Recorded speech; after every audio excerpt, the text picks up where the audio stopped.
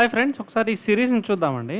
What comes next in the series. So మనకి ఇలాంటి number series అనగానే నెంబర్స్ మధ్య ఉన్న రిలేషన్ ఏంటో ఫస్ట్ మనం తెలుసుకోవాలండి.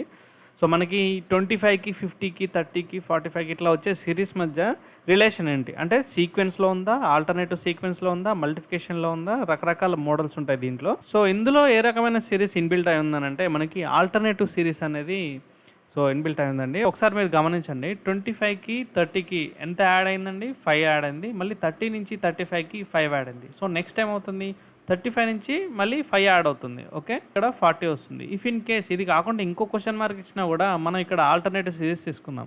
ఇక్కడ చూసినట్టయితే 50కి 45కి ఎంత డిక్రీజ్ అయిందండి? 5 డిక్రీజ్ అయింది.